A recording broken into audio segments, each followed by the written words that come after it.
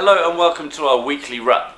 Much as was the case over the last few weeks, much of the market-centred news flow has this week focused on both the European Central Bank and the US Federal Reserve and their diverging policies. So in terms of out of the Fed this week, we did have the minutes from their previous meeting. Two main takeaways from this were the fact that December is still very much on the table, and when they do hike rates eventually, it will be shallow and slow.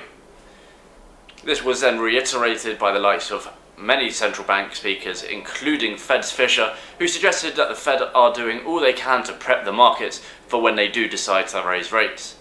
Separately from the European central banks, you had further dovish rhetoric from the likes of Draghi and Pratt, with ECB's Draghi saying that the central bank will do all that they must to make sure that inflation rises as quickly as possible.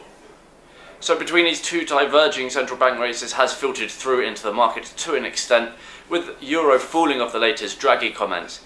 However, it is worth noting that the reaction was somewhat limited, considering that these comments are part of an ongoing rhetoric by both central banks, and as such the markets are beginning to price in these diverging central bank policies.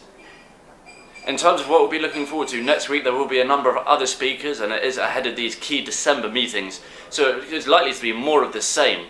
However, it's also worth bearing in mind that many of our US viewers will also be looking forward to a nice ECB and Fed-free Thanksgiving holiday. That's all from me. I hope you have a great weekend.